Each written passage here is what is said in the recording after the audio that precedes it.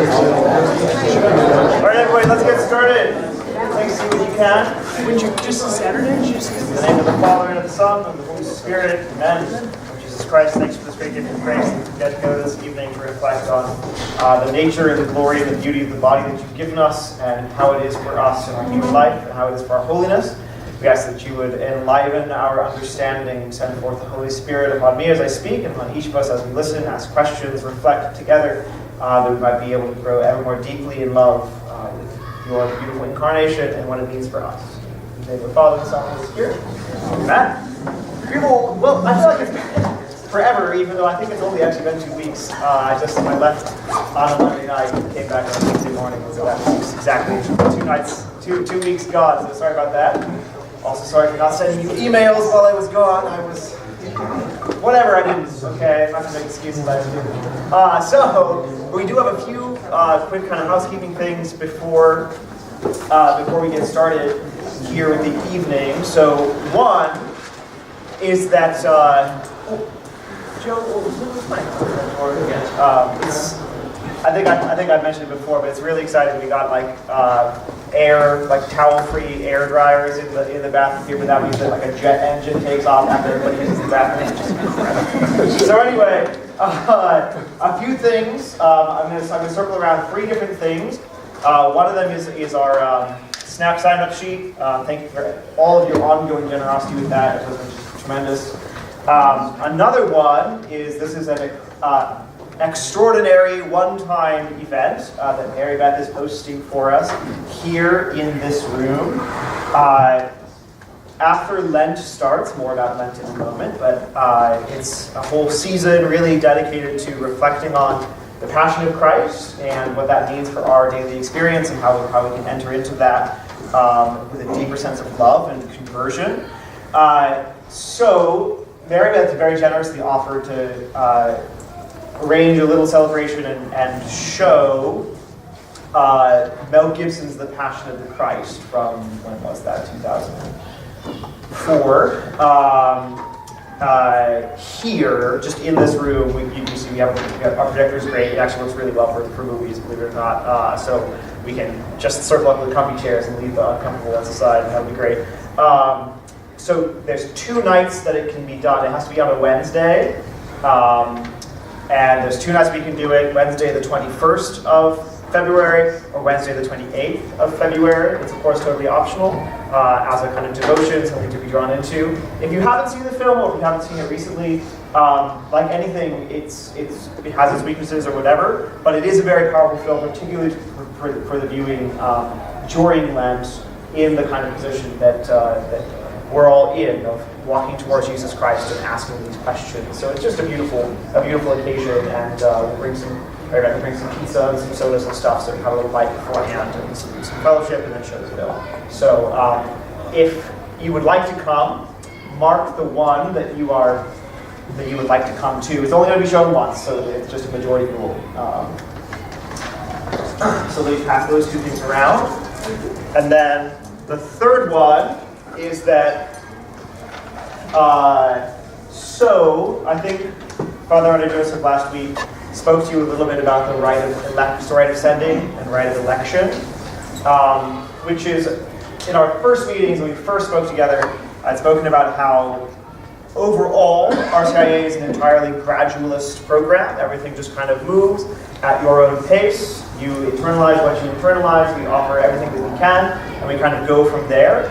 Then with that, there are a couple of increasingly public moments when we sort of stand up and say, yes, this is what I'm still continuing to be interested in doing. This one, the rite of sending, is really where, so previously at the rite of welcome, this specific community of the Church of God had welcomed you and indicated that they desire to support and pray for you, and desire to welcome you into the fullness of the Catholic faith, if that was what you so desired.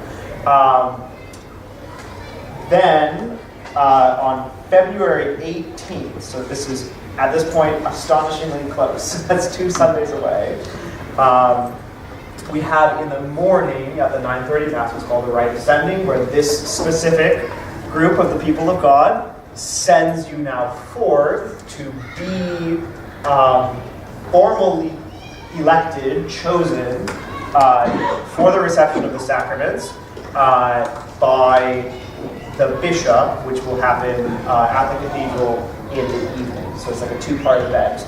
First, we gather with the local community that we've been praying with, and they send us forth, saying like, yes, go thither. And then in the evening, we gather downtown at the cathedral, and there's a beautiful formal ceremony there. Again, of kind of encouragement and support that the official representatives of the people of God, the bishops, also pray and support and welcome you if this is what you so desire. So if you are not 100% certain if this is the year for you to receive the sacraments or whatever, but you still think that but you're also not certain that it's not, then please come to the rite of welcome. Just participate that in the fullest sense. I will need a really definitive answer about who will be formally and specifically asking for the sacraments until, I have to look at my calendar, but sometime in March, early March probably. But before that rite of sending, I need to meet with everybody again just to get a sense for all the candidates and catechumens. So just a sense for where you are now, questions, what you're thinking about, all that kind of stuff. So same deal, just a half an hour meeting with me in my office. I would love to be able to say I will be as flexible as possible. My schedule is not flexible at all right now, so these are basically the times that I'm available, unless you're available in the middle of the day, which would be fantastic.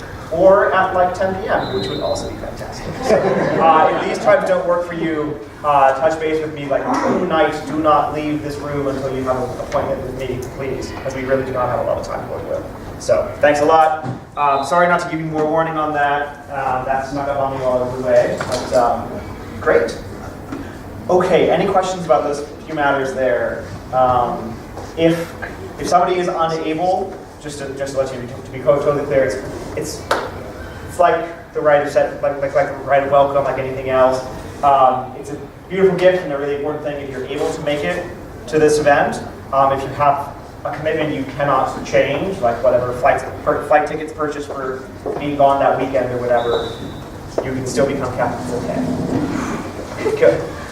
So but just come and tell me if you haven't already. Just come and tell me. We'll talk about it. So yeah, great. Any other questions about this so far? It's how to do stuff. Okay, fantastic. Well then, I with great joy to be able to welcome up for our one of our actually most important Catholic culture talks. Sean Reed gets the privilege of speaking to us about Lent and the nature of Lent and its penances, which is coming up quickly here on Ash Wednesday, Valentine's Day, February 14th. So without any further ado, Sean.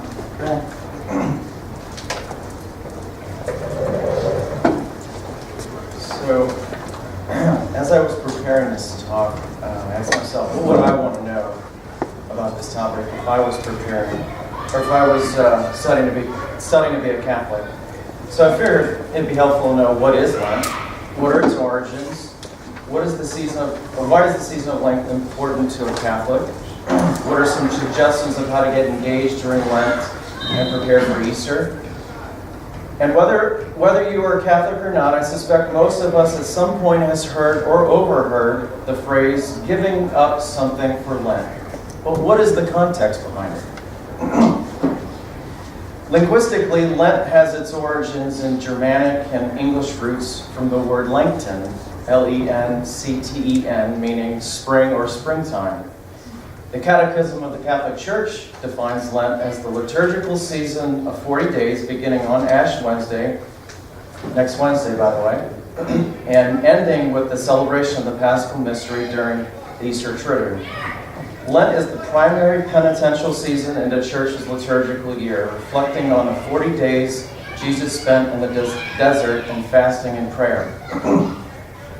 As the Catechism describes Lent as a penitential season, by definition, we are called to turn away from sin and convert our lives back to God.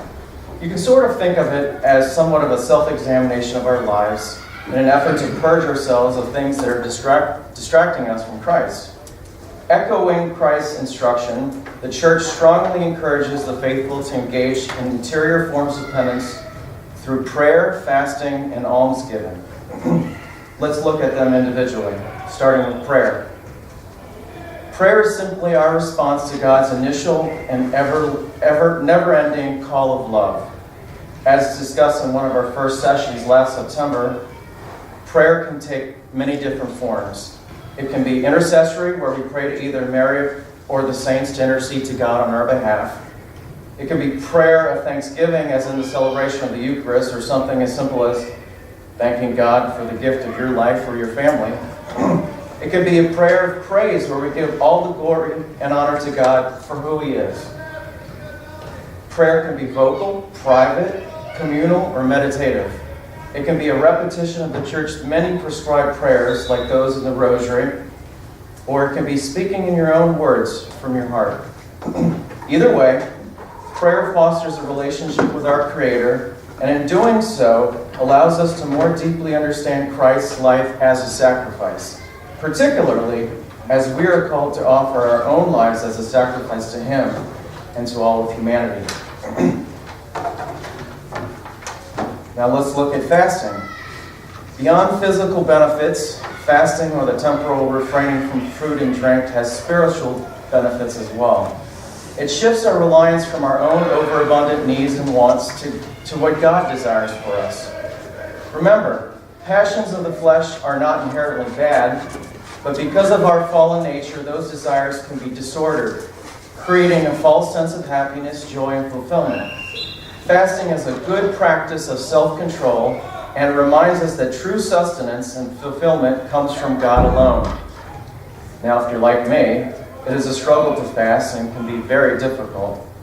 When focused on the right reasons, fasting is dependent on and a result of prayer. They go hand in hand. Prayer lightens the burden and in some respects transforms it from a burden to a joy. It is important to note that Jesus combined both prayer and fasting for 40 days in the desert before beginning His public ministry, a task that would certainly be daunting for ordinary people like you and me without assistance of prayer. So what fasting requirements does the Church place on us? According to the precepts of the Catholic Church, as stated in the Catechism, Catholics shall observe the days of fasting as established by the Church. Both Ash Wednesday and Good Friday are considered required days of fasting and abstinence. The observance of fasting on these days extends to Catholics between 18 and 59 years of age, and according to the Church's definition on fasting, 1 full meal and 2 smaller meals are permitted so long as the 2 smaller meals together do not equal 1 full meal. In addition to Ash Wednesday and Good Friday, all Fridays during Lent are also required days of abstinence from flesh meat and extends to those 14 years of age and older. Now let's look at almsgiving. Almsgiving is the donation of money or goods to the poor or other acts of charity. In the spirit of Lent, almsgiving gives us awareness to the world around us. It gives awareness to the world around us, to those less fortunate, and could be a first step in one's journey of conversion. The Catechism defines almsgiving as a witness to fraternal charity and a work of justice pleasing to God. What does the Bible say about almsgiving?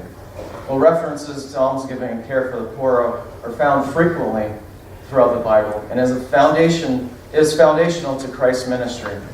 For it is written in the Gospel of Matthew, chapter 25, verse 44 to 46, "They will answer, 'Lord, when did we see you hungry or thirsty or a stranger or needing clothes or sick or in prison and did not help you?' He will answer them, 'Amen, I say to you, what you did not do for one of the least ones, you did not do for me.' And these will go off to eternal punishment, but the righteous to eternal life." You can see that Jesus did not mince His words, you can see that Jesus did not mince His words. It's very clear how important almsgiving is. Now, examples of almsgiving would be to donate to the Catholic Relief Services Rice Bowl Initiative, volunteer work at various soup kitchens, visit the sick or lonely, or perhaps donate unwanted winter clothes and coats to St. Vincent de Paul. Now we've looked at prayer, fasting, almsgiving. We've seen what the current church customs are during Lent, but was it always this way? From what I can find, based on a few references Elaine had loaned to me, the earliest references to a 40-day period of penance was in the mid to late 4th century.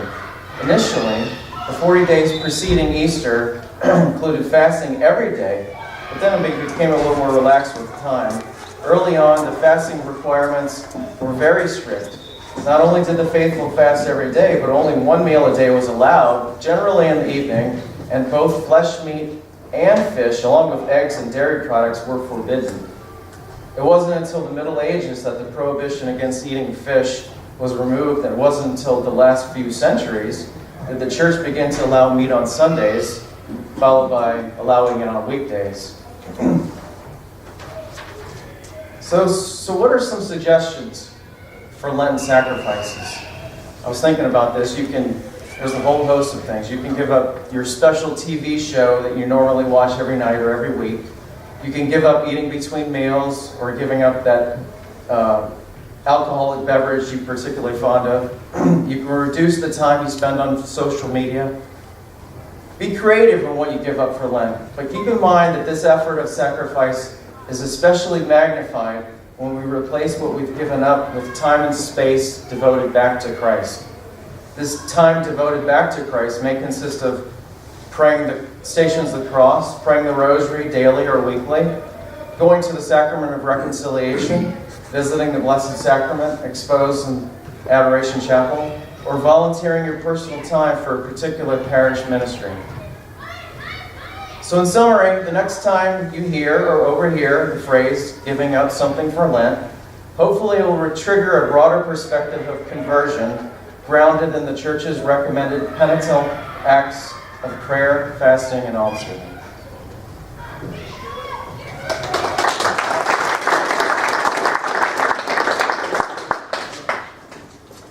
Thanks so much. Fantastic. All in. And one particular locally themed or locally originated, if you shop local and eat local, you should also be penitent local. So Father Clement and I have concocted a whole Lent-long scheme for prayer, fasting, and almsgiving and fun. So it's called Lent is for Lovers. I sincerely hope this is not the first time you've heard about this, because we've plastered signs about it all over campus, which is fantastic.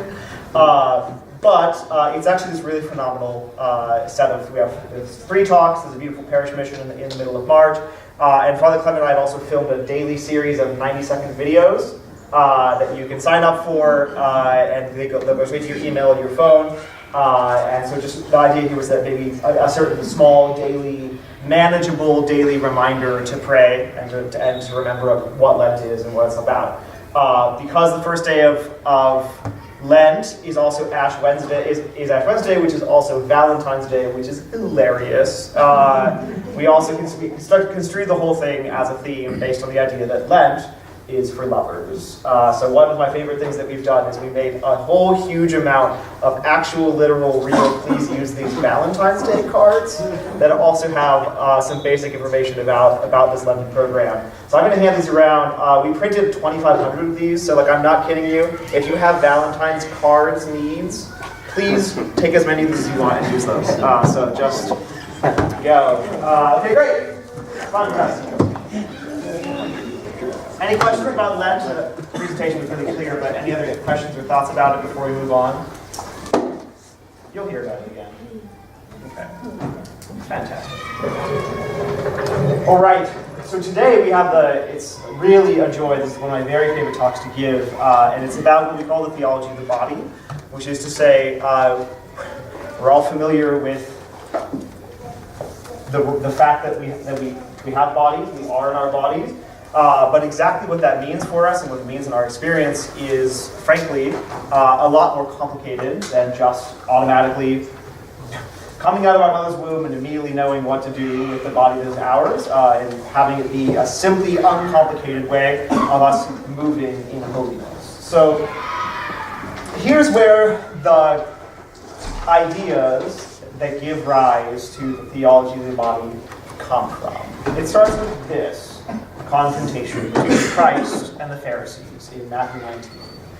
And the Pharisees came up to him and tested him by asking, "Is it lawful to divorce one's wife for any cause?"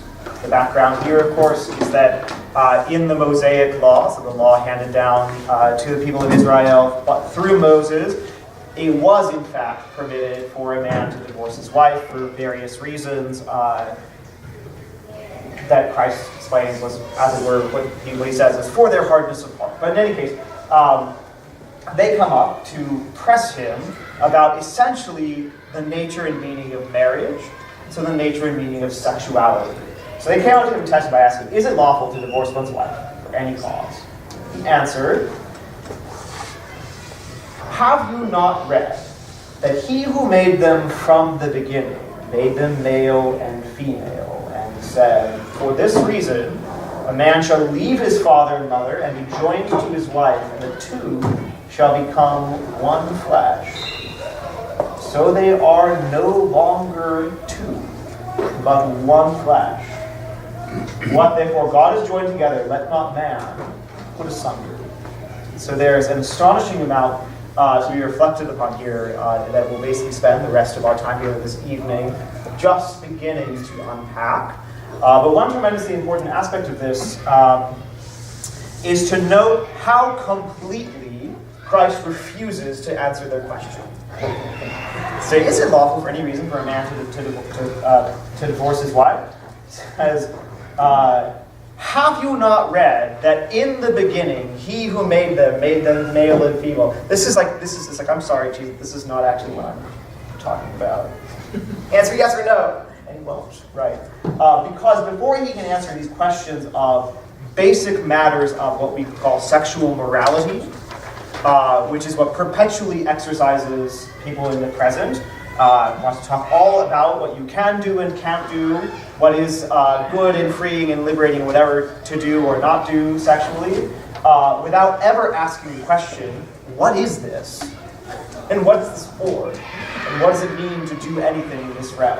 So Christ will not answer the question until he has explained as thoroughly as possible what this thing is, what it's for, why it's a part of our holiness, etc. So the first thing to note about that is this fundamental direction, that he rejects a kind of moralistic reading that just says do this, do that, don't do this, don't do that, and instead proposes that the way that we possess our bodies, the way that we live in our bodies, is a fundamental part of how we were made and is essentially and fundamentally and inextricably for our holiness. So that to understand who we are, we have to understand how God is. And to understand what our body is and how it's given to us for our holiness, we have to understand how God has made us and the whole world. So he directs us to the beginning. In the beginning, it was not so. So he points us to in the beginning, where we read, God created man in his own image. In the image of God, he created him. Male and female, he created them.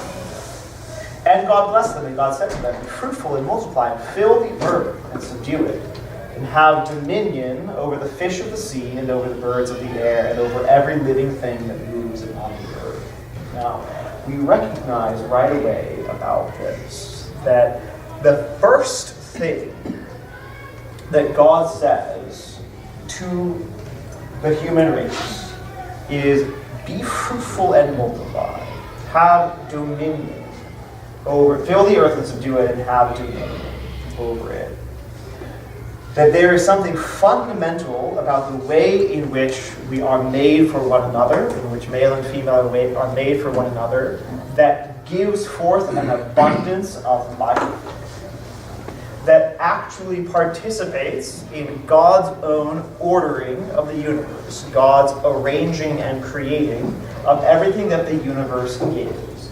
This phrase, have dominion, which is tremendously important, does not mean callously trammel over the things of the earth because they're not human beings, so do whatever you want with them. What it means is to exercise the glory of our knowledge and love, to exercise the glory of our reason with, through, and over these things, such that inanimate things and things that are irrational, like, yes, everything that's not us, can do something that it could never do except through you or me, which is to give direct glory to God. There is something about the way that everything just is what it is, the way that a tree is a tree, the way that a planet is a planet, the way that a shooting star is a shooting star, that gives a kind of passive glory to God, that God is their glorious creator. But when a human being knows and loves them, deals with them, interacts with them, or potentially knows and loves them in various ways, the glory of the specific image of God, the way that we are able to know and to love, like God himself, God's own, knowing and loving through faith and charity, as you've heard, actually the world itself becomes more gloriously elevated, closer and more intimately related to God himself. So this is to say that the way in which male and female are made for each other is actually not just a private destiny between two individuals, but is actually concerned with the way in which so the whole human race continues in its begetting of the image of God and the likeness of their Creator, and actually extends and reaches down into the very structure of the universe itself. That why does the whole universe and anything in it exist?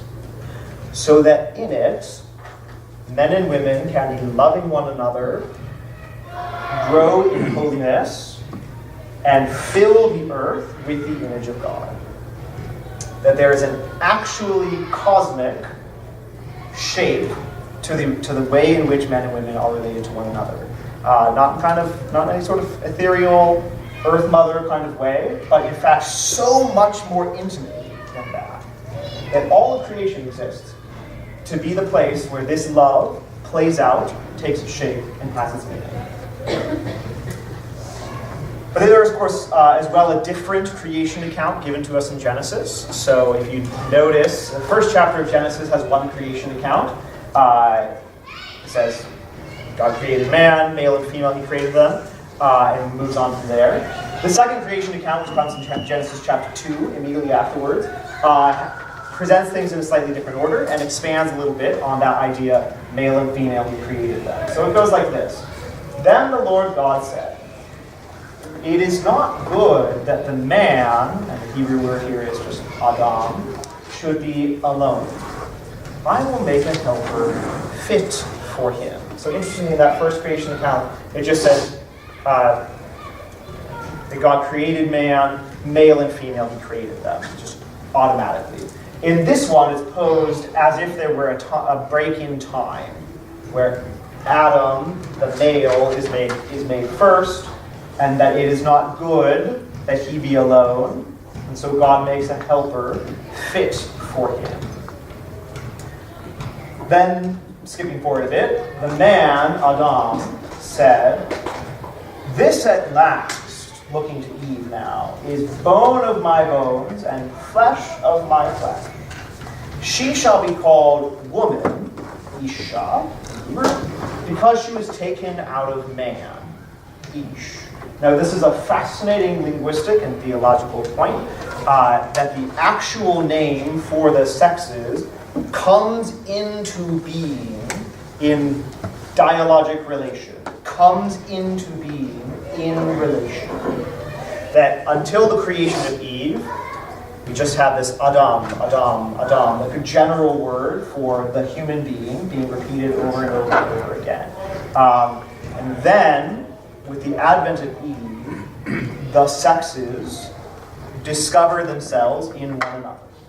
Adam discovers the meaning of being a male in seeing the woman, that Eve discovers the meaning of being a woman in seeing the man. That the sexes are mutually interrelated and for one another from the very beginning. it concludes, this section of the second creation account concludes with this dramatic phrase, therefore a man leaves his father and his mother, and cleaves to his wife, and they become one flesh. And the man and his wife were both naked, and were not ashamed. Now, walking through very briefly in this manner the two different ways in which the book of Genesis gives us the creation of man and woman, this essential in the beginning revelation of what it means to be a man, what it means to be a woman, what the nature of our embodied life is for ourselves, for the whole world, for our relationship with God. We come across, I think, a very challenging and very fruitful and very infrequently reflected upon idea, which is just this. Why are there two sexes at all?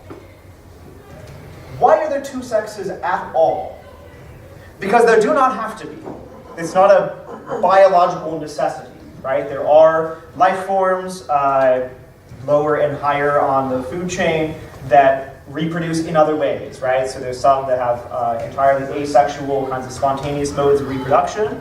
There are others where a given member of the species flits between sexes at various times or various ways. There's all kinds of biologically possible ways in which you can get more of a species out of a certain given set of the species. So it's not like God was like, oh, I would really love to be able to have like 3 or 6 sexes or no sexes at all, but I have to because I want these bipedal, anthropoid things, so I have to. No. God is the sovereign Lord of creation. He could have made the human being, the human person in different ways than he did. And one of the ways in which we know this is even a practical, physical, biological fact is because we can look through the history of evolution and the present of evolutionary biology and find plenty of other examples. So why are there two sexes rather than one? Anybody have any thoughts?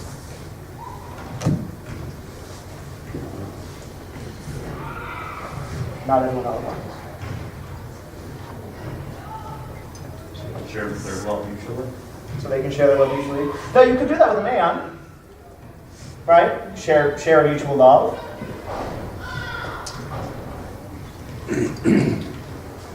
Couldn't you? St. Augustine is the first person I know of to have reflected on this question directly and written down at least in the fairly late 4th century in his commentary on this passage of Genesis. And it's absolutely marvelous. I remember the first time I was reading it, I actually, because nobody had ever proposed this question to me before, and I actually thought it was kind of ludicrous. And I thought that his answers were his exploring the question was not serious. Because he was saying things like, he's like, guys, why are there two sexes? Why not just one? He's like, think about it. This I love Augustine's incredible. It's like this chatty sort of style of his theology. He's just like, think about it. I mean, okay, so like I'm a man, and if I wanted, he's like, I'm trying to think of things that I would want another human being around for. Like I want a friend, like a best friend. And he's like, well, obviously I would want a dude best friend. And obviously, I want a dude to be my best friend. He's like, well, what about work? A common project, something. He's like, well, yeah, that's great, but obviously I want a man to work with me on this project. He's like, well, what about like manual labor? And he's just like, men. And then he's just going through everything all along the way. And he's just like, well, obviously, I would prefer to have a man for that. And at first I thought, like, well, this is his like 4th century whatever showing, and like maybe this is like kind of chauvinistic and whatever.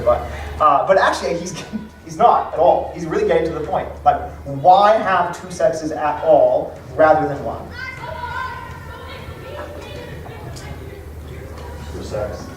For sex.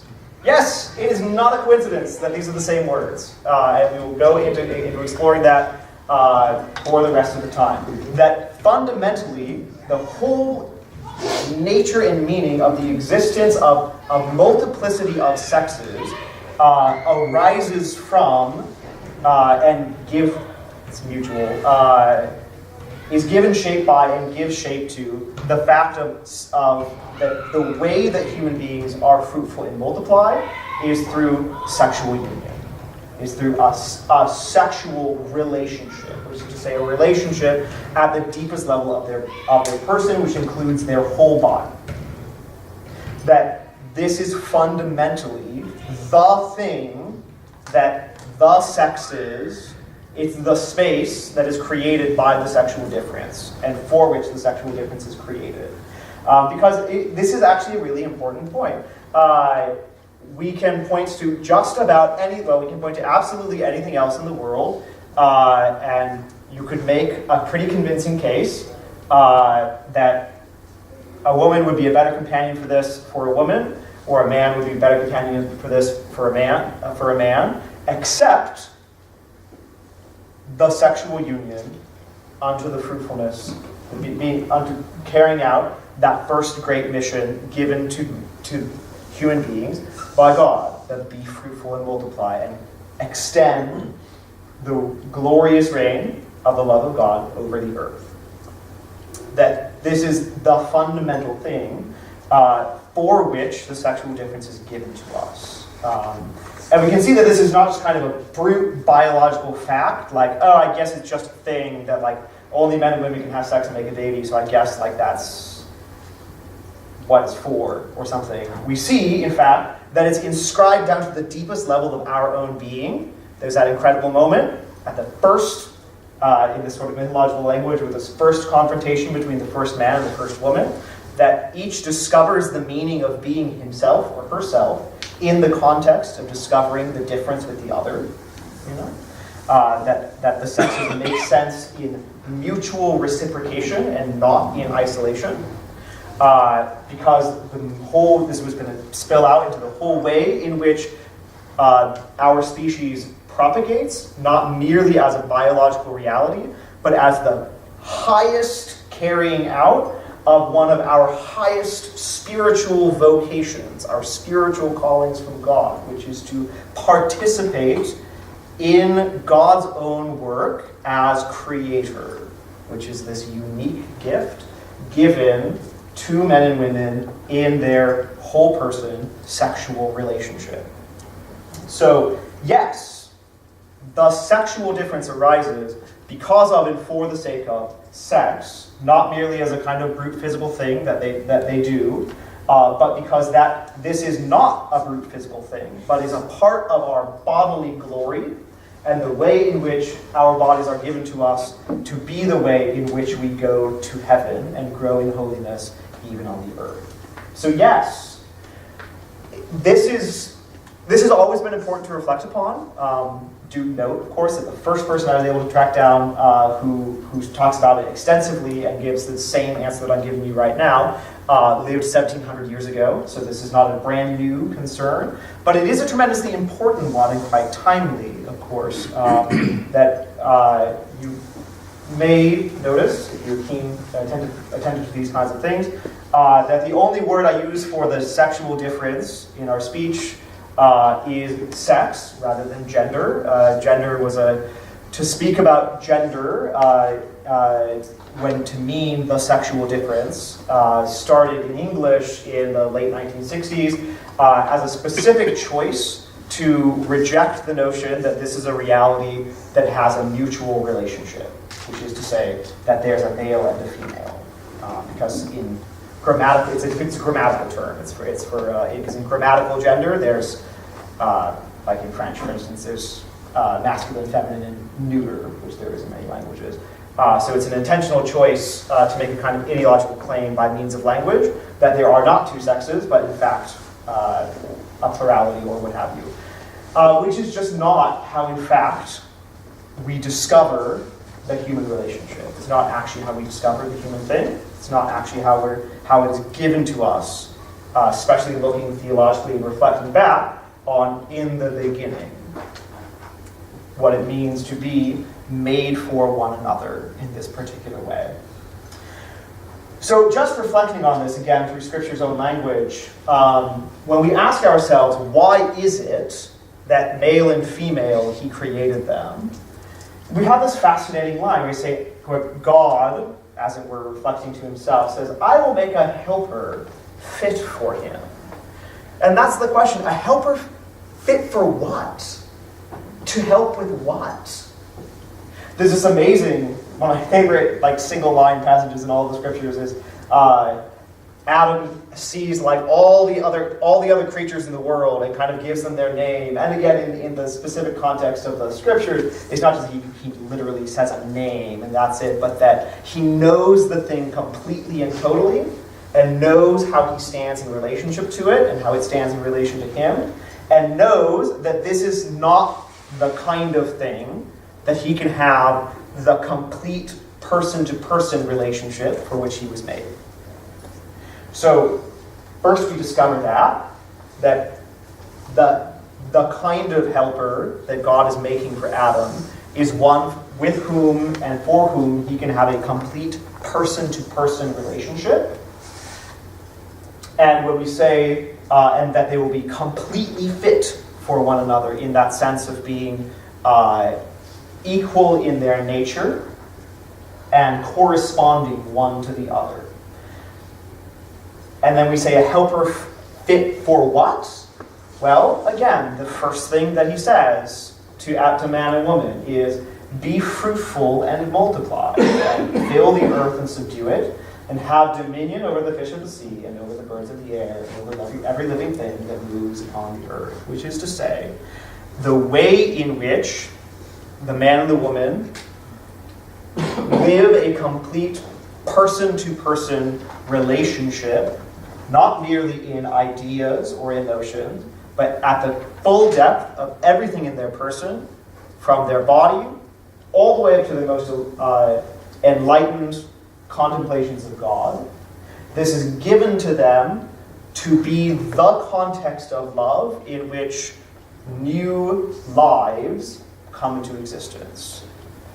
That we don't just propagate and make more of ourselves like a dog propagates or mosquitoes propagate, but that a child is born out of love, for love, or in love, and for love. That this is actually, again, inscribed into the very deepest level of who and what we are from the beginning. And that this is actually what the whole universe is made for. And I am not exaggerating. This is what the whole universe is made for. Okay. And therefore, a man leaves his father and his mother and cleaves to his wife, and they become one flesh. Here again, that the man and his wife were both naked and were not ashamed. That this is the essential way in which man and woman are made for each other, what it means to be in this kind of whole person-to-person relationship. Now that beautiful phrase, and they were both naked, does not simply mean that they had not invented the fashionable parka yet. Any more than that Adam's naming of the creatures means that he just said giraffe, elephant, that they are totally known one by the other. Totally, mutually known. With no secrets, nothing hidden, actually because of certain beyond natural gifts that they were given by God at the moment of creation. They could see one another and know everything about who the other person was and who the self was as well. And that was knowing oneself completely and knowing the other completely. They were not ashamed. Right? They were not ashamed. And it only takes about a half a second of honest self-reflection to realize that if I even were to know myself completely, let alone another completely, still let alone to be known at that depth by another, I would be ashamed. They know each other in complete mutual relation of love and have no fear, no shame, because they are made in this perfectly reciprocal, complementary equality of love. Which is, in fact, again, that reality for which the sexual difference comes into being at all.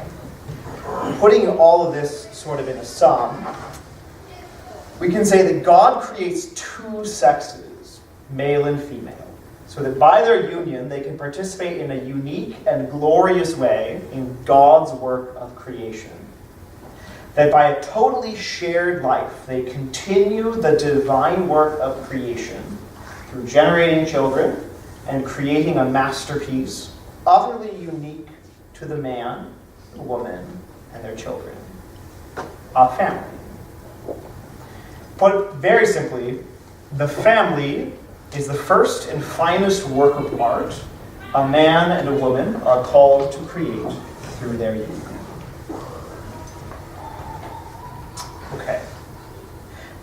At this point, any questions on what we've covered so far? Sort of broad biblical look at, in the beginning, how man and how woman are.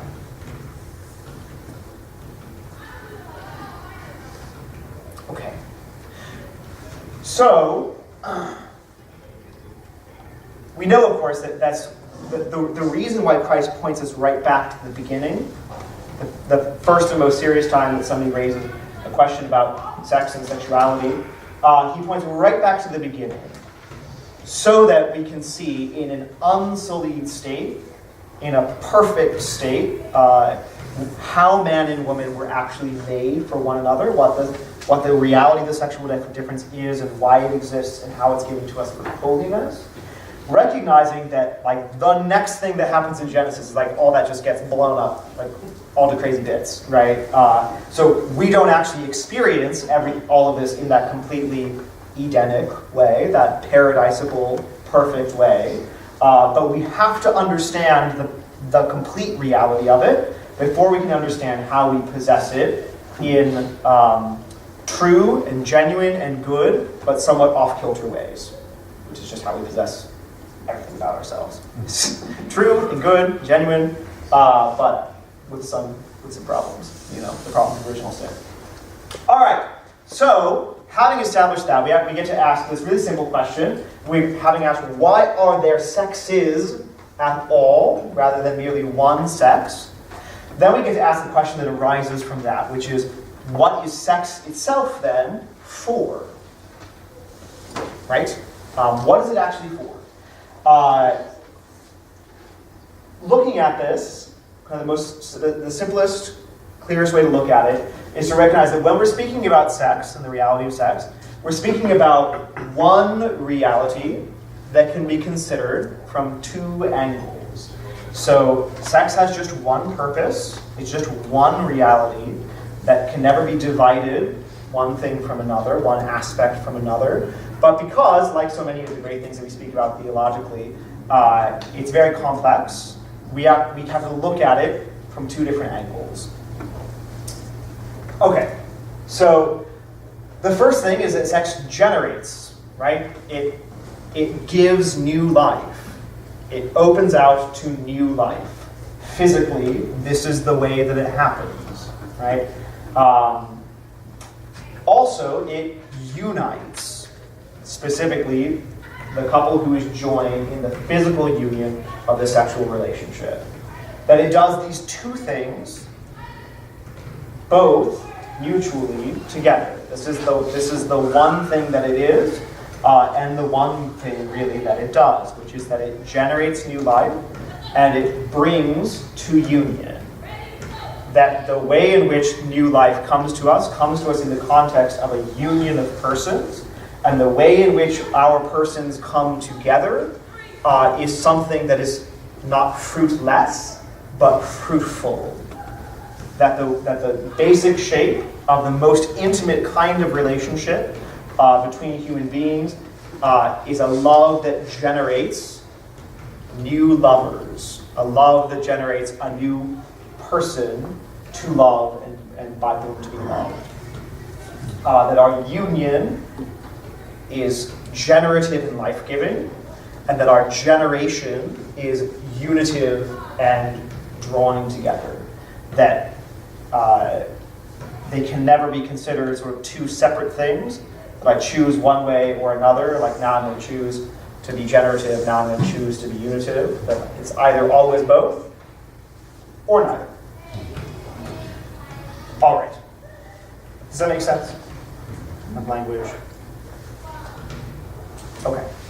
So, now here's the fascinating point, or here's a really fascinating corollary that arises from that, that if what sex is for is this sort of two-angled singular reality of the generation of new life and the union, the drawing together in a more intimate union of love, extant life, right, existing life, then we discover that sex can only actually be itself in its fullest possible sense, its fullest possible meaning, within marriage. Within marriage. So here we get to the point. Or here we get to a very important and often misunderstood point. The church doesn't say, don't have sex before marriage because gross, I don't want you to, or because I want to get money from your wedding before you have sex or something, whatever, things like this, right? Like, P.S. That would be great if weddings were just like giant balls of the priest, but they're not. Unless you want them to be. Anyway, but the point is that sex can literally not be the thing that it was meant to be in its fullest possible sense unless it is taking place in the context of a marriage. And here's why. So, we spoke about how it's essentially unitive, right? The whole tragedy and struggle and drama of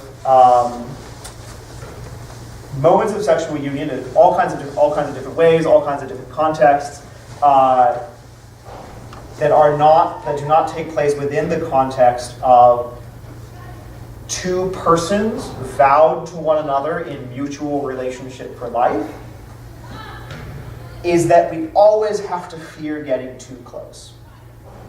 Someone or another or both always has to fear getting too close. Because if this union gets too close, then I'm going to be trapped in it, and then when I want out,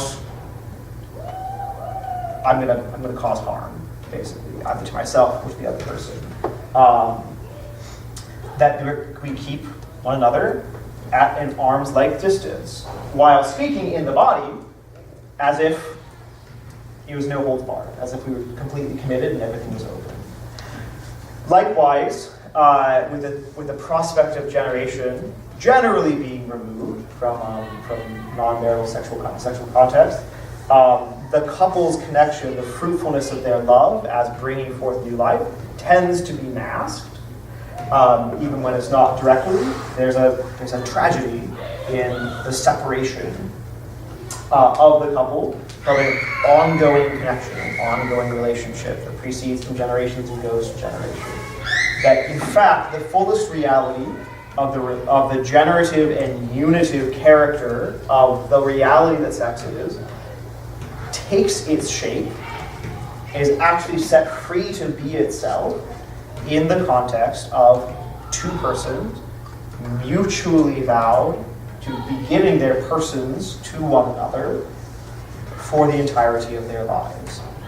Doesn't mean that everything automatically becomes perfect, that everything's fantastic, but that this is the house, the home, in which sex is actually able to be the thing that it is meant to be.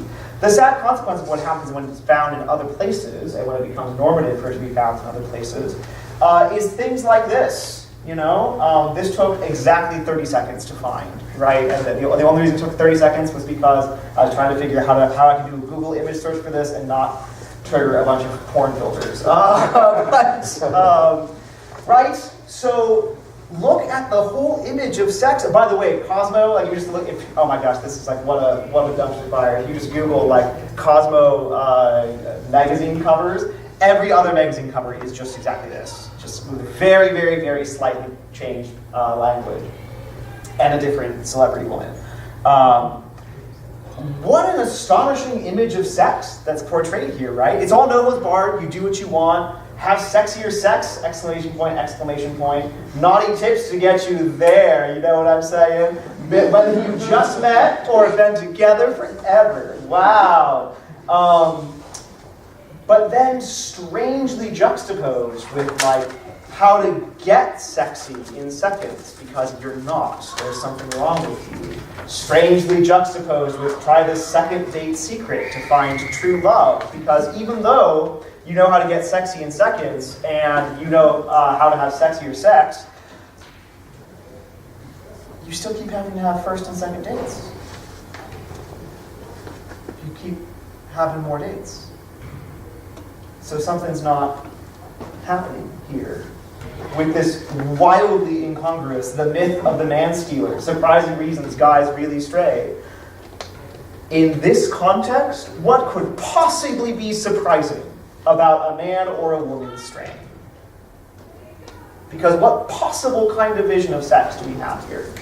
In reducing sex to a radically physical and exclusively physical reality, what we see here in this just totally common representation of sexual mores, genuinely the betrayal of sex. This is sex as a whole interpersonal reality that gives life to the human race and living union of abundant love to the specific individuals in whom it has a home. It takes all of that longing for the spiritual and physical completion of the human person, or, excuse me, not completion, but realization of the human person, and it just says, do whatever you want with whoever you want, and that's all that sex is. And in doing so, it is sex destroyed. That this is only physically the same act. Only physically. And as it turns out, not even actually all that often physically the same act. Because what we are talking about here is a reduction of the whole splendid spiritual and physical harmony, union of the human person. We just sever all of that and throw it into the garbage pile so that I can have sex with whatever I want, whenever I want. Now, the tragedy about this, beyond the fact of its essential betrayal of the structure of the universe, literally what the universe is made for, is that there's a whole trap of pleasure. We talked about this a little bit 3 weeks ago when I was last able to speak here, which is the way in which pleasure actually, while being essentially a good thing, right, obviously given to us for our good, when unregulated and out of control, actually begins to destroy itself. Right? That's the strange thing about it. So,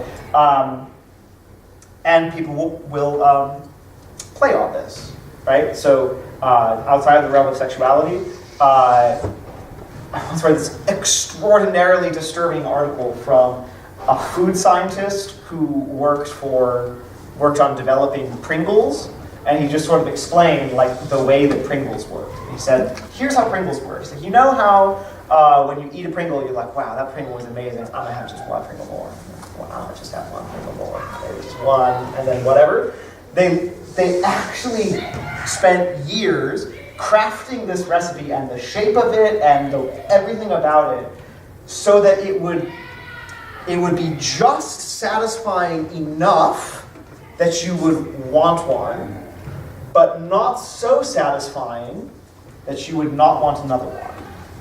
So it's just satisfying enough to get you interested, and then the satisfaction that's promised is perpetually taken away, and that is the exact intentional point, so that you just literally, whenever you eat one, are constantly halfway into eating a second one. That to have one is constantly to be halfway tipped into having another one. But then it turns out that because there is actually no end to this feedback loop in the brain, you can actually just eat them until you want to barf. Which is actually, because they're delicious, surprisingly easy, you know? So it just turns out that all of our pleasures are kind of like that. And so how much more so the highest shape of pleasure, which is the way in which our whole bodies are given to us for our life and holiness, When that is then sort of transformed and lessened, turned into something that it was not originally made to be, then the fall is much worse. And the fall is much more terrible. So that enough is never enough. And we always have to pursue more. Because once we've reduced sex to just the raw physical act done whenever and wherever and however, we've done a couple of things already. We have completely masked the implicit but genuinely experienced tragedy of the fact that in desiring sex, I want not just physical satisfaction, but the enactment of the complete person-to-person unity for which the sexual difference is created. So, in chopping off that whole part, I create for myself this unsatisfiable feedback loop. I do the Pringles thing to myself, where I'm just interested enough in sex to get the physical pleasure, which provokes naturally the whole aspect of spiritual fulfillment in which it's made. But because I've severed that off, I don't get it, and so I'm both satisfied and unsatisfied at the same time, and so perpetually spin, looking for more and more and more and more and more until, and again, what this looks like in each individual's experience is, whatever, the specific enactment of this can be very different, but the basic shape of this and the way that it plays out culturally, the way that it plays out in the human experience, is where we get here. And this is not to just demonize the 50 Shades of Grey, because it's much too silly to be demonized. But to say that there is something very astonishing in how, right out in the open, this whole reality is, which is that this whole anthropology, this whole vision of what a human being is, that sees sex exclusively as pleasure, leads in the longer or shorter run to a whole vision of sex from which pleasure is excluded. It's just not a coincidence that, the edgy field for public sexual discourse is a mode of sexuality that is also built around intentionally subjecting one's sexual partner to violence and being so subjecting oneself. This is not just a random happenstance. This is actually one of the places where a vision of sexuality that has stripped everything away except the body and reduced it to a strictly bodily pleasurable reality just has to end up in this kind of direction. Because the person always wants more than just the satisfaction of the body, but because we've rejected that from the beginning and forgotten what we've done, we keep pursuing things that are fiercer and more and more and more and more, and what a shock, they can't satisfy. People actually have commented, it's actually kind of interesting, how just in the 5 years or so since the first 50 Shades of Grey movie came out, they're just releasing the third and we hope final one right now. The graphicness of the advertising and apparently the graphicness of the film itself has been amped up dramatically. So I thought about using the picture from the new movie, but it's actually I didn't want to. But it's true. But then again, this is not something that we should be surprised about, because this is actually the genuine reality of sex and what happens when we pretend that it looks differently. Make sense? More or less. Okay. So, having looked at why there are sexes at all, the reality of the sexual difference, how it's given to us for our life in holiness, or as it's inscribed in the whole nature of the universe, and then seeing from that what the act of sex is given to us for being the place where the person-to-person whole life relationship of man and woman realizes at a very deep level of its drama, its generative capacity and its union. It's the union of the persons in generating life. Having seen all that, and a couple of ways in which, just culturally and practically, that now sounds strange because we've kind of forgotten about it. Only now can we actually go on to talk about what we call sexual morality. So, see, in this, we simply have to have the same passage through things as Christ does.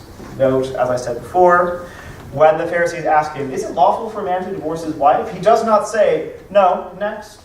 He says, in the beginning it was not so. Have you not read? Male and female created them, etc., etc., etc. And then at the end, he says, so what God has joined, let no man put asunder. So at the end, having walked through why the sexual, in a very brief span of time, why the sexual difference exists at all, what sex is for, then knowing what this reality is at all, then we can begin to talk about how it's given to us for our holiness. How this is not just a biological fact, a biological reality about the way that we have bodies, but it's in fact given to us from the beginning, and as we experience it, even with consequences of the fall and the effects of our own sin, to be a structural and essential part of our own holiness. When we're talking about that question of being a human unto holiness, what we're talking about is morality. So here too, you see how different this is than just saying, like, do these things, don't do these things, go and live well. We have to understand, God has given this to us for our holiness. And it is not enough, we are adults, it is not enough for us just to memorize lists of things. Now because we can see and reason for ourselves about the truth, about how our sexuality is given to us for our holiness, and how we can live out that holiness in different specific walks of life. So as a single person, as a married person, as a person whose sexuality is consecrated to God in a particular way, etc. Okay, so remember, like I said, it's one reality. What sex is one reality that can be seen from two angles. One of which considers how this is generative, how it gives new life, how it is open to the creating of new life. And the other is the way in which it unites the two who are involved, not just physically, although that's actually tremendously important, but also at the level of their whole persons. So it just turns out that I think this is actually a gift of the Holy Spirit for us, because in matters of practice, obviously, matters of sexuality are some of the most vexed and difficult and complicating and difficult to talk about and all that kind of stuff in the human life, So I think, having mercy on us, God made us the kind of creatures whose life of holiness with regard to their sexuality could be spoken about in very simple ways. So in any area of morality, any area of human action given to us for our holiness, I think out of all of them, sex is probably the simplest, actually, for moral evaluation. Because whenever you're thinking about anything sexually, you are really only, and you're trying to think about it morally, is this the kind of way of living the sexuality that God has given me that gives me life and brings me to holiness and is in accord with the way that God has made me and made me for a relationship, or not? Anytime I'm asking myself that question, I'm basically asking these two questions and these two questions only. Is this the kind of thing that can give new life? Is it the kind of thing that can bring forth new life? And is it the kind of thing that can unite us? That can unite a man and a woman at this deepest possible level? of the person-to-person connection, the person-to-person sharing of a whole life. Is it something that can it generate? Can it unite? That's it, actually. Those are actually the only two questions that we ask ourselves in any kind of moral evaluation of something to do with the human sexual experience. Those are really the only two things that we ask, which makes sense because if that's the two angles from which we can explore the one reality of sex, we're just looking to see whether this event that we're talking about is in accord with the nature of our sexuality or not. That's it. Make sense so far? Okay, well, good. What I want to do now is actually to walk through some specific examples with you. And I'm now asking non-rhetorical questions. So rhetorical question mode off, actually answering question mode on. Great, okay, fantastic. So, because again, I can give you a whole bunch of examples, but wanting to be able to think through some of these principles for yourself to understand where we're coming from here. So, what are we talking about with pornography? To use the example of internet pornography, but like whatever, any kind of pornography. Anybody might have his or her own like personal, automatic, emotional feelings about it, or personal, past or present experience with it, or relationship with it, or whatever. But we're thinking about it from the way in which this is or is not a part of a life of holiness. So rather than just kind of reacting according to, oh, I don't like that, or like, oh yeah, seems fine, we ask these questions. So ask the first one. Is this the kind of thing that can give new life? This is a non-rhetorical question. No, Why not? it can't. You can't generate new life off of a picture, right? Yeah. Yes, because it's a computer screen. Because you can't build new life off of a picture. Thankfully, yes, right. This is a great example because it's super obvious. Because pornography is such an astonishing distortion of human sexuality that it's just really, really obvious. We notice right away that for instance, just using the kind of normative model of internet pornography, the way in which the user of internet pornography engages with the content, it's all through the sort of simulated media. It's all through sort of electronic devices. There's actually no life there at all, right? And then of course when you take it a step further and you consider the men and women who are actually involved in its creation, we realize that in fact these are very tragic, very sort of blasted lives. That this is sapping the life from real human beings. So with the one who's viewing it, there's a sucking out of the possibility of giving life, and then if you consider the people who are actually doing it, there's a real sucking away of the actual life that God has given them.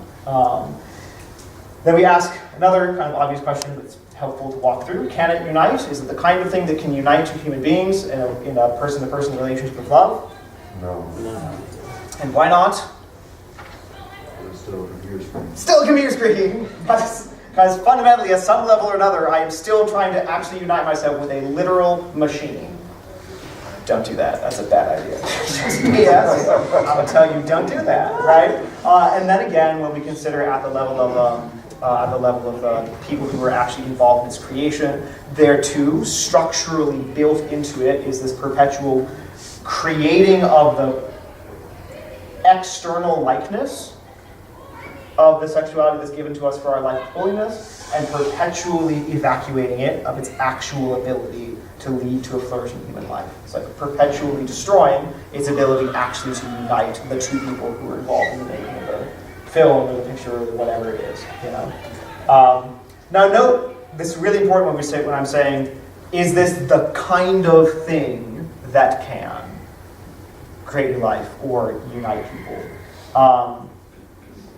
Because there might be individual instances, of course, in which a man and wife coming together sexually, everyone knows, does not always produce a life, right? It does not always produce a child, but it's the kind of thing that can.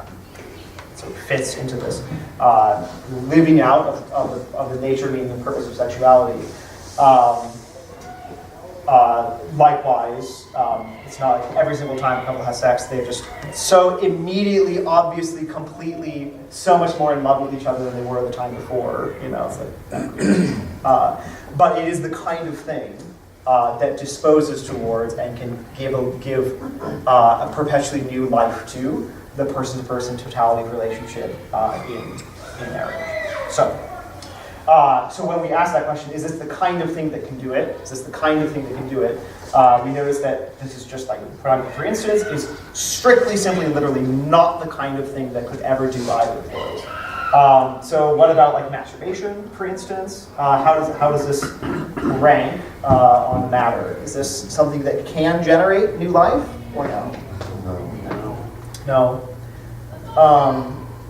Right. Again, by simple definition, it can't. And can it unite? Now this is a very interesting question. Can it unite?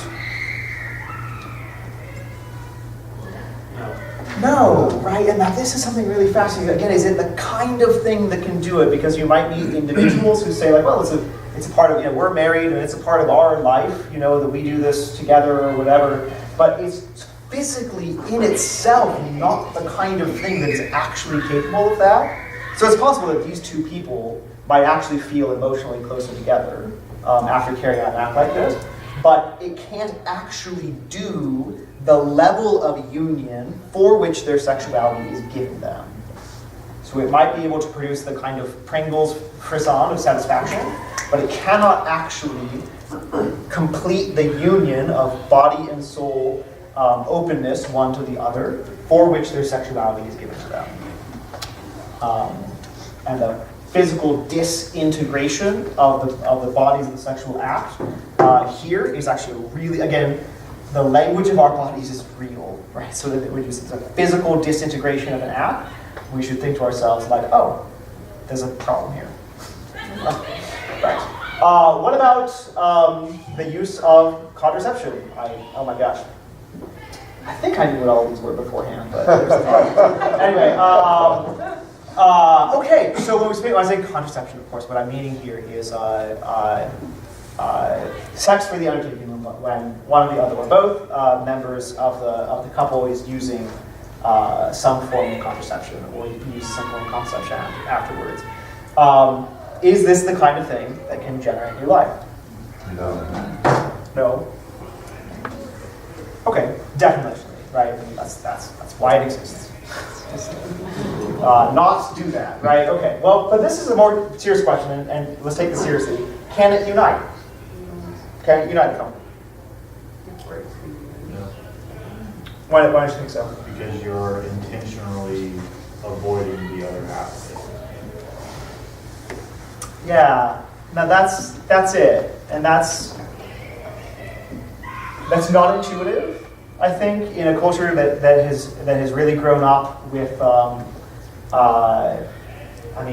hardly anybody in this room remembers or was significantly a part of a world that had not already been transformed by the ubiquity of the pill, and the way in which that shaped and reshaped and continues to reshape our culture.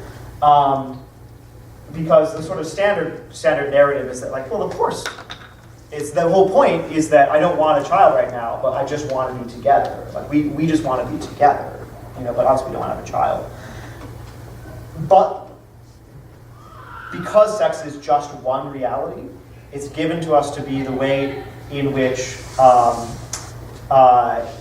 the mutual relationship of man and woman, by its union, creates has no limit to the extension of its love, including a limit that spans out past the limits of the two individuals, which is to say spilling out into the creation of new life.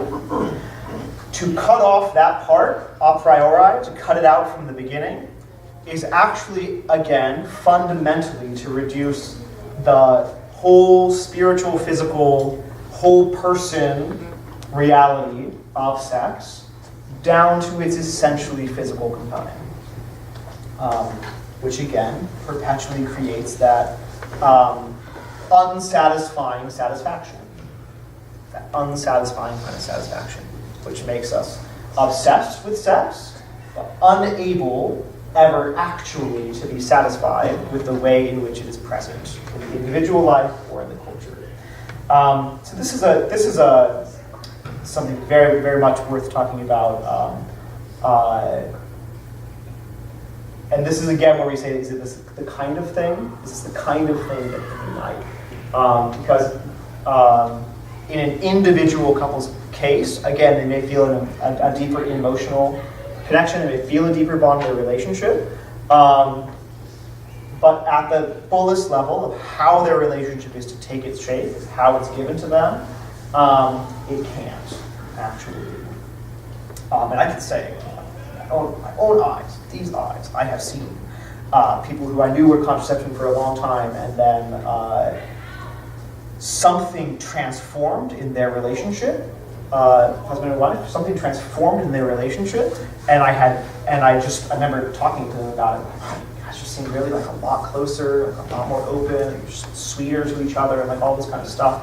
It's really great. I'm just like, oh yeah, thanks, that's cool. I found out years later that they had stopped contraception. And it started something, had dropped that and began to really reach out to new life. And oh my gosh, it had palpable differences because suddenly the deeper form kind of unity comes into existence. Now let me ask you some perhaps more difficult question, which is, what about the occasion of infertility? So I'm not talking like an infertile spell or whatever, but like this particular man, this particular woman who simply can never have children with each other, either because of whatever, some biological reality in either or both of them, or the way in which they relate one to another. So when they come together for sexual relations, is this the kind of thing that can generate, that can bring forth new life? Yes. Why is that?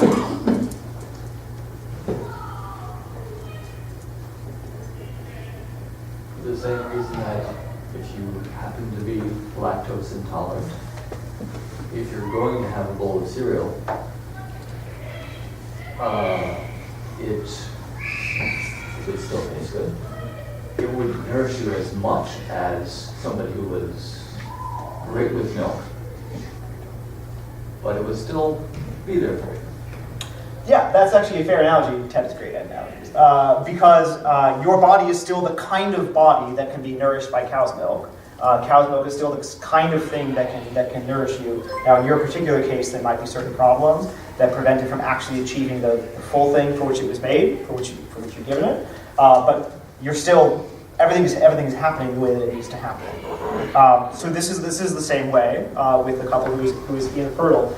There's nothing about their relationship, the way in which they relate, that changes or in any way denigrates the gift of their sexuality, how it's given to them for their holiness, that they are open in their desires to be able to generate new life. And it just so happens that the bodily circumstances of the way in which they physically relate prevents them actually from being able to conceive a child. But nothing about what they've done has in any way closed off any aspect of sexuality or in any way rejected any part of the other person. So when we find the same question, is this the kind of thing that can unite? Yes, right? Yes. And in fact, because again, the way in which they give themselves to one another in the complete person-to-person relationship and interaction has not changed at all. Which is why, in fact, there's just a whole route to holiness for those people who bear the cross, because it is one, of infertility as a part of their life of holiness, as a part of the relationship and the holiness of their marriage. So, just to say, like the reason why it's really important to close with talking about infertility is that if there's any shadow of thought in your mind that, like, for some weird reason, the Catholic Church just wants women to be having babies like every 10 months, you know, like we're just desperate for like more babies or whatever. This is why you have to get rid of this, right? Like the way in which a complete whole person-to-person relationship between a man and a woman sexually naturally spills out to welling forth a new physical life, in addition to other kinds of new life.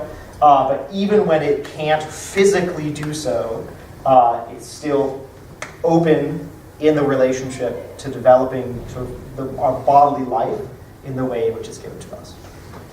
So, okay. Any questions about all that? Okay. I have a real big topic that I'm going to wrap up in our last 10 minutes or so. I'll try to be fast. Which is same-sex attraction. I'm sorry to leave this kind of for the very end, but the reason why I have to put it there is that it, just like everything else, we have to talk about the thing itself, like what sex is and what it's for, before we can make any sense of questions like the place of same-sex attraction in the human experience. So putting this relatively simply, we do see in the beginning that the sexes discover their own existence in mutual relationship, that the sexes are what they are in mutual complementary relationship, that the woman is named for man and man is named for woman, that they know and understand each other in mutual contradistinction. That is that complementarity of the way in which they have their existence that sets them free for the generativity of their love. One way of putting this is that sex is for the sexes. This is what we spoke about earlier. Or we could say that the sexes are for sex, right? That this is why they exist at all. And it is the nature and meaning of the reality of the sexual difference. That however much in individual circumstances and individual cases, things can be very complicated, and it's very important to respect that and to respect the persons involved.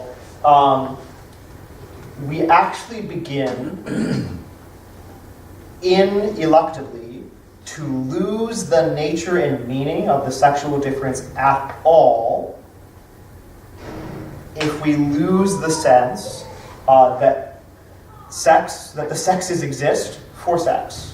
And that the sex exists for the sexes.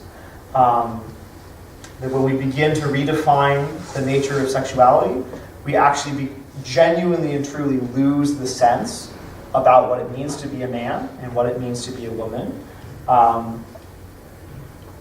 which I don't need to explain further as how evident that is in our current cultural context. So, just to clarify precisely what we mean here, same-sex sexual acts, because of their nature, are not physically capable of doing the thing that sex is, so bearing forth new physical life, and bringing together that complete person-to-person mutual relationship union that is the nature and meaning of the sexual difference. Sexual acts between members of the same sex are always against our good. They can't of their nature fulfill what it is that the sexuality that I have is given to me for, that you have is given to you for. Now this has to be very carefully distinguished and understood with the way that same-sex sexual desires, operate within the person.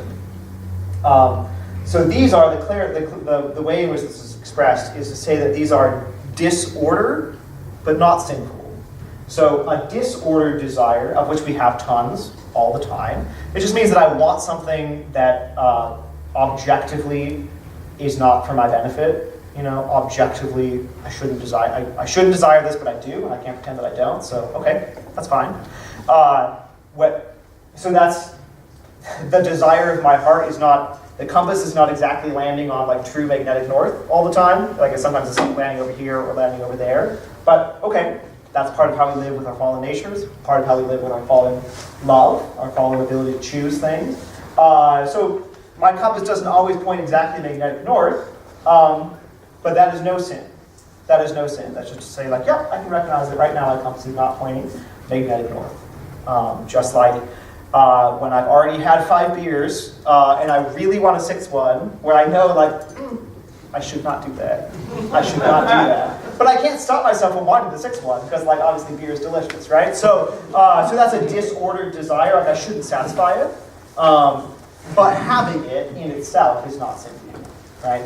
So this is not like a special category of problem that we've made just for people who have same-sex attraction, which just exists in all kinds of spans of things, you know. That we have all kinds of desires that are disordered, but not sinful. But the important thing is because of the nature and meaning of how we have our bodies, how the sexes are made for one another, how sex is the living context in which the sexual difference comes into being and has its meaning, it cannot be for the good of the individual to carry out the specific individual sexual bodily life in a context of the same sex. It's not the kind of thing that can actually carry out the fulfillment of the human sexual life unto our holiness. So this is why, for instance, the church does not allow gay marriage. It's not because, you know, we have this hidebound vision of things, or like I think gay people are gross, or because I don't want to marry them because I'm Republican or whatever, but because the thing that marriage is cannot take place at all in the kind of thing that a sexual relationship lived between two members of the same sex is. It's not actually possible. So it can be very sad. At times you see people kind of waiting with bated breath for Pope Francis to allow gay marriage or whatever. And frequently you will find people referring to things as if he already has. He has not, and he will not, because he cannot. Because one of the gifts of the Holy Spirit in protecting the Holy Father is that he can only teach formally at the highest level that which is true, that which is given to us for our life and our holiness. Now, within this context, it's so tremendously important to realize that we do not put people with persistent same-sex attraction on some separate level. Like, everybody has disordered desires that they can't satisfy. Everybody has disordered desires that they can't satisfy. And sometimes those are tremendously painful, and our lives can be defined by the struggle with this disordered desire that we know we ought not to fulfill, but that we perpetually and persistently desire to anyway. This happens in all kinds of contexts, sexual and non-sexual, same-sex and non-same-sex, okay? This is not like a whole special category of problem people. Right? And so because it's not a whole special category of problem people, it's just people, we have in fact the highest obligation to be genuine Christian witnesses of welcoming love, to refuse any practice that would like segregate or push away or seem to denigrate the humanity of people who have a persistent same-sex attraction, because we don't do this for anything else. We don't do this for anything else. Because once we started pushing people away just because of disordered desires they have that are not good for them if they satisfy it, like I would have no friends, and nobody could be my friend, which would suck, because I like friends. So, okay, the point here is that there is actually, that our sexuality is given to us to be perfected by a virtue that we call chastity, which is the way in which one's sexuality glorifies God. Now, it is natural to us in the spiritual life to have our sexuality glorify God, but if just left to its own devices, it naturally goes wild, right? So like all of our desires, it has to be pruned and shaped and given a life There's a real life of discipline and penance and some self-denial that is involved in actually allowing one's sexuality to become shaped and formed not by my own ideas or the ideas of the culture around me or what I kind of want to be true or even what my automatic bodily desires are, but by the truth about the nature of my body, the way in which sexuality is given to me for my holiness, which can take lots of different shapes. This is a problem. This is a problem not just for people with persistent same-sexual attraction, not just for people like me who vow to be celibate for one's whole life. It is a problem for absolutely everyone. But in fact, we discover it's not actually a problem at all, but it's a part of our life and our holiness to allow this gift of the body to be a perpetual place where I am glorifying God with the actions of my person. So, two closing passages from the scriptures. The conclusion of that glorious passage in Matthew 19, with which we started, goes like this. The disciples said to him, "If such is the case of a man with his wife, it is not expedient to marry." So lest you think that the nature of sexual morality as proposed by Jesus Christ is just tough for us because of our culture and the way that we are, remember that his first interlocutors said, if that's what sex is, nobody can possibly be involved in it at all. He said to them, not all men can receive this saying, but only those to whom it is given. For there are eunuchs, here in the sense of those who have no active bodily role in sexuality. There are eunuchs who have been so from birth. There are eunuchs who have been made eunuchs by men. And there are eunuchs who have made themselves eunuchs for the sake of the kingdom of heaven. He who is able to receive this, let him receive it. And there are all kinds of people who will never be able to get married, even though they want to. Sometimes because they have persistent same-sexual attraction and have no ordinary level of attraction to people of the opposite sex. Sometimes because of, for instance, persistent disabilities, things like cerebral palsy, things like mental illnesses, things like a personal instability that makes it impossible to maintain the stability of a shared mutual life of totality. And for such people, their sexuality is still a critical part of their way to holiness, and not just something to be shuttered away and forgot about. That they live as celibate, chaste people for the glory of God. That there are people who are so because they've been made so by other people. Think about very tragic circumstances where, because of abuse, for instance, in childhood, or because of physical trauma, somebody is no longer physically or mentally able to sustain the relationship of a married life. For those people as well, their sexuality is a part of their life of holiness. And there are those who freely choose, who could be capable of sustaining a married life, but freely choose not to in order to consecrate their lives for the kingdom of heaven. And this is also one way of living one's sexuality as a part of one's holiness. That there's no special category here for any particular group of people. That the way that we have our bodies is always for our holiness. So lastly, Paul says, do not be deceived. Neither the immoral, nor idolaters, nor adulterers, nor sexual perverts, nor thieves, nor the greedy, nor drunkards, nor revilers, nor robbers will inherit the kingdom of God. Such were some of you. But you were washed, you were sanctified, you were justified in the name of our Lord Jesus Christ and in the Spirit of God. All things are lawful for me, but not all things are helpful. All things are lawful for me, but I will not be enslaved by anything. All right, let's take a break.